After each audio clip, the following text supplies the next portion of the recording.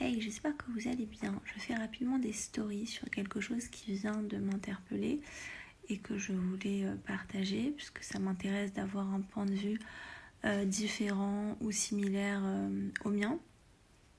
Donc je suis tombée sur la vidéo repostée par l'avocat de Pierre Ménez de TPMP, donc je crois de TPMP de cette semaine, pour parler de l'affaire Pierre Ménez et des conséquences de sa suspension suite au documentaire diffusé par Canal+ de Marie Portolano.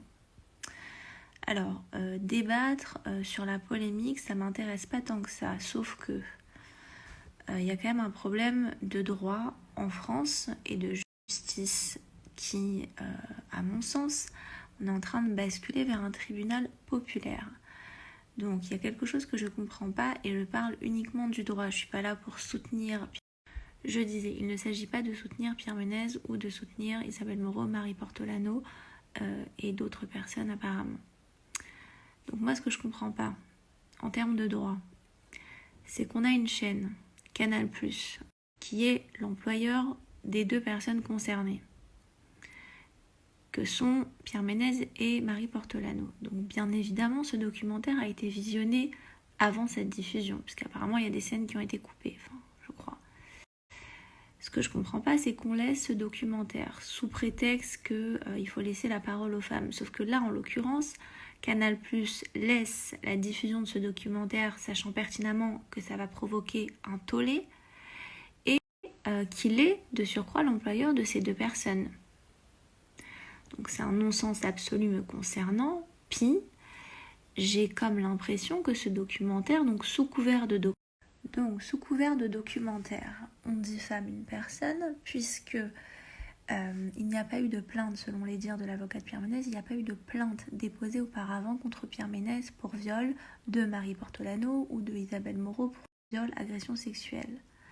Donc, il y a des conséquences alarmantes, pour la personne concernée du moins, suite au tollé que ça a provoqué, et évidemment l'opinion publique s'est levée. Donc Pierre Ménez a été suspendu du Canal Football Club et il a aussi perdu son contrat. Il faisait la voix off du jeu FIFA. Si je dis pas de bêtises, mais je crois que c'est ça la voix off, les voix off d'un jeu, et je crois que c'est FIFA. Donc il y a des conséquences alarmantes. Et dans tout ça, est-ce que Canal+ ne se substituerait pas finalement à la police et la justice française ? Et là où je dis il y a un problème de droit dans cette affaire, c'est qu'en droit vous avez quelque chose qui s'appelle le droit à la présomption d'innocence. Donc pour résumer succinctement, mais je pense que tout le monde sait ce que c'est, pour résumer succinctement, c'est le droit de rester innocent jusqu'à preuve du contraire, jusqu'à être déclaré coupable.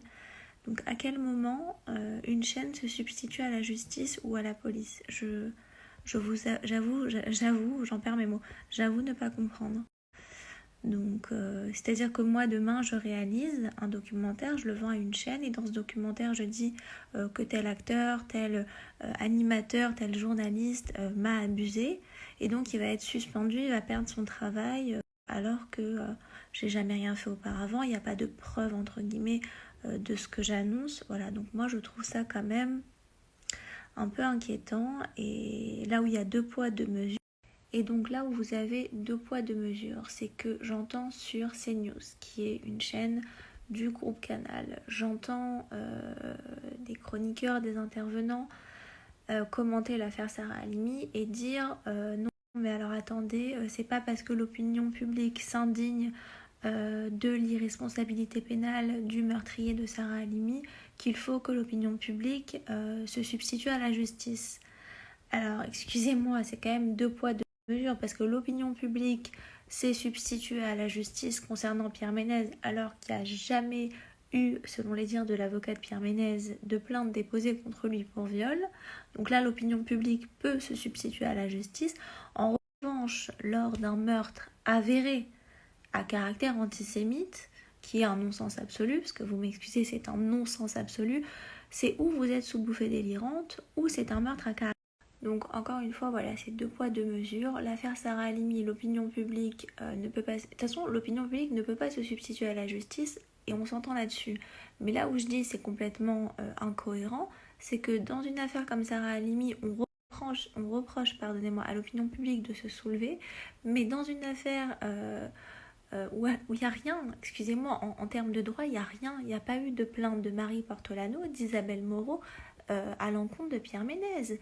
Donc voilà, je vous laisse là-dessus, mais simplement pour conclure, je ne comprends pas quand on a un dossier vide, parce que je m'excuse légalement en termes de droit, juridiquement, le dossier est vide. Un documentaire, donc en fait, moi demain je fais un documentaire et puis ça va rendre la justice. Non mais attendez, un dossier se gagne en droit. Donc j'ose espérer que nous sommes encore dans un état de droit et de loi. Donc avant la diffusion de ce documentaire, et ça c'est la responsabilité de la chaîne aussi, je m'excuse, il aurait fallu que Marie Portolano ait des preuves de ce qu'elle annonce. Et en plus c'est le b.a.-ba du journalisme, d'avoir des preuves de ce que vous annoncez. Mais bon, à bon entendeur.